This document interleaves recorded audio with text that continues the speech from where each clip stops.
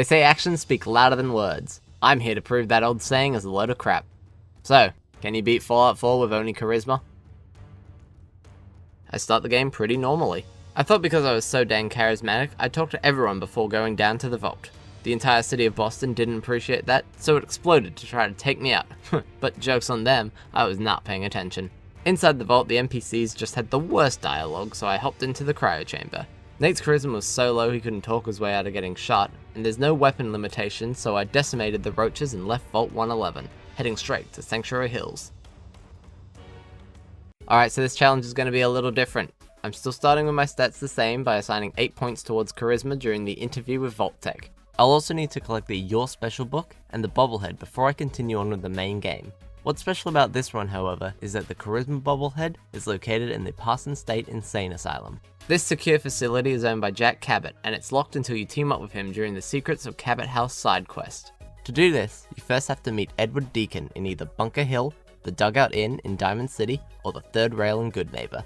Sounds simple, right? Well, unfortunately, he doesn't spawn there until you're level 10. So, in order to do the bare minimum of the actual game, we're gonna have to level up by doing all the quests available to us in Bunker Hill.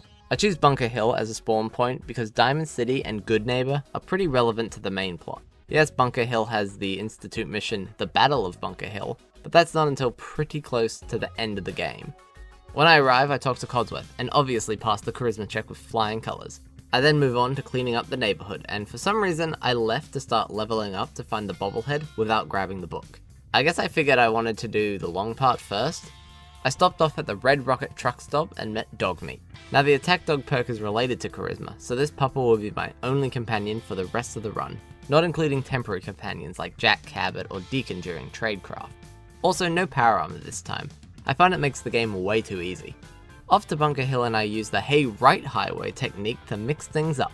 Upon arriving at Bunker Hill, I ask the local traders if they have any jobs I can take care of in order for me to get to level 10 as soon as possible. First up is Deb.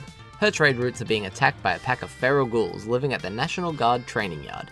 Simple enough, but I ain't doing this for chump change. I managed to get 300 caps out of her. This liar held out on me and only gave me 150. Rude.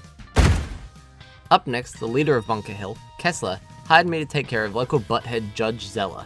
There were a lot of raiders here, many of which were a much higher level than I.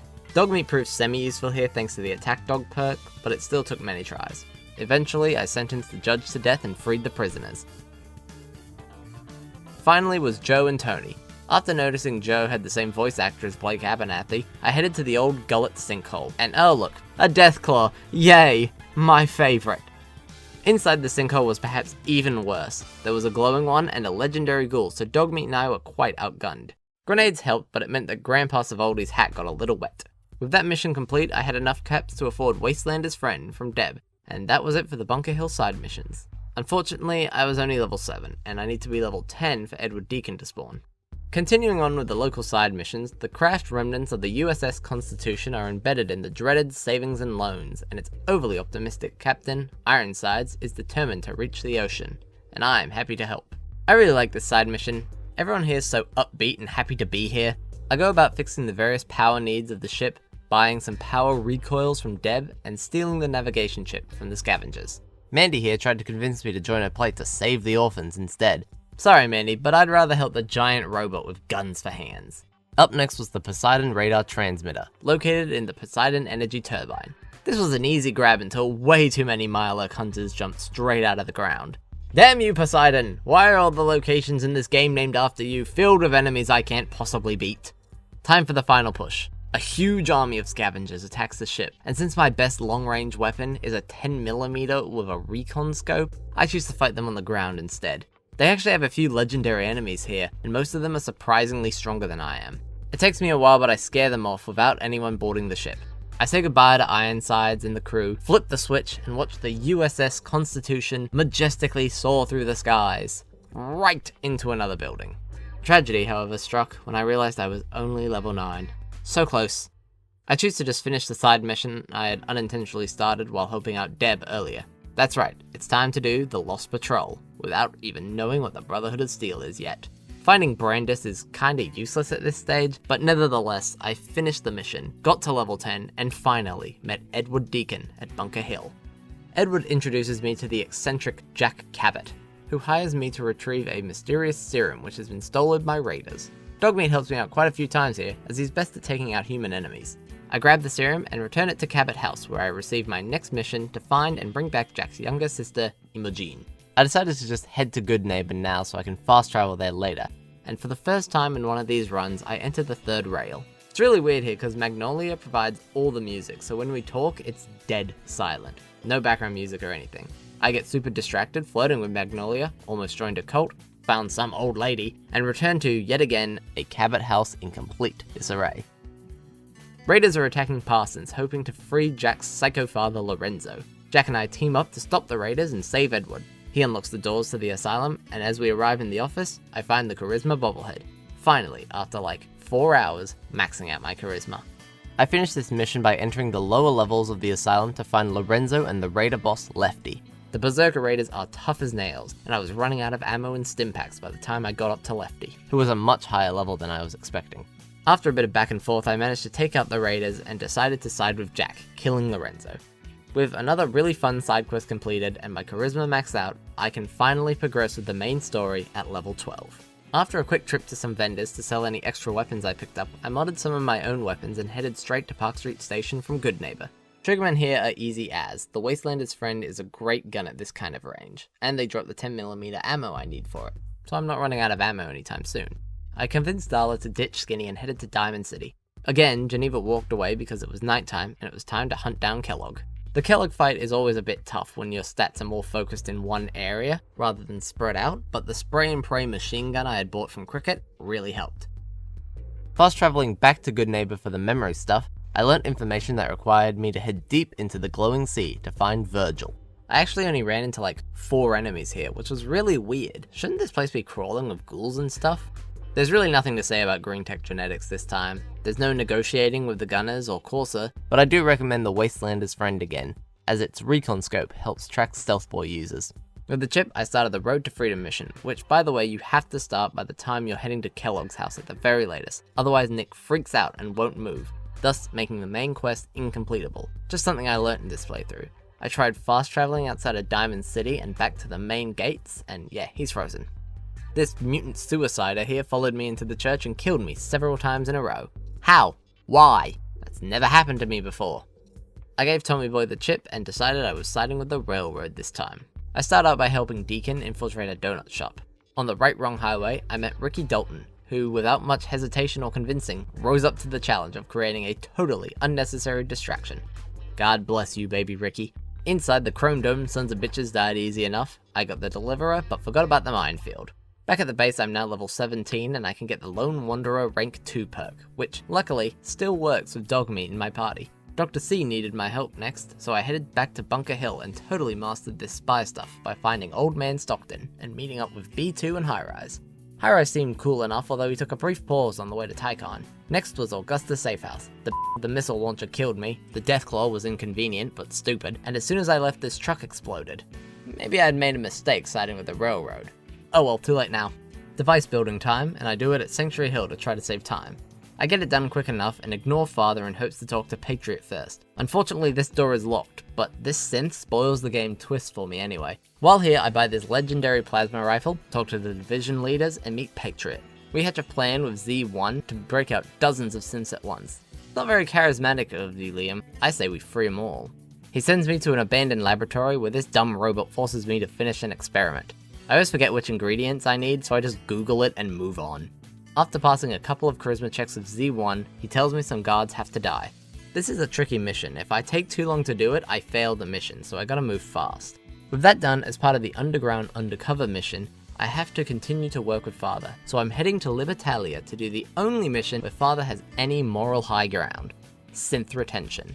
I never understood the point of having to convince Gabriel to hand over his treasure with a charisma check. It's not like it dramatically changes the outcome of the mission.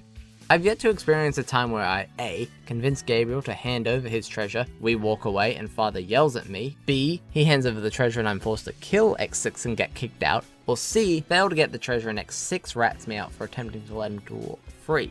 It's always the same thing. Either I get the treasure and X6 recalls him, or I don't and either I or X6 recalls him.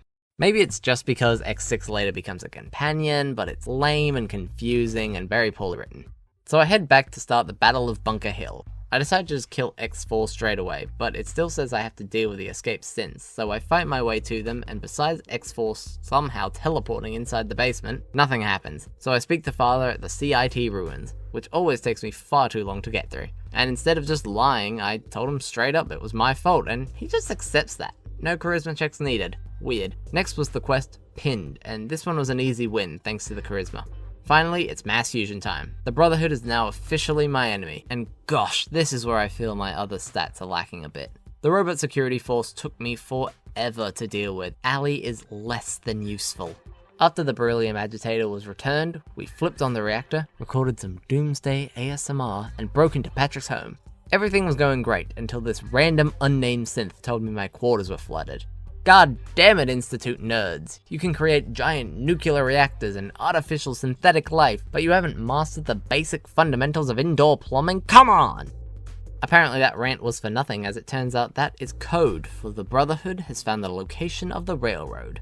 After licking their wounds from mass fusion, I kicked their asses yet again. Glory gave the performance of a lifetime, and Dez declared that this was the final straw.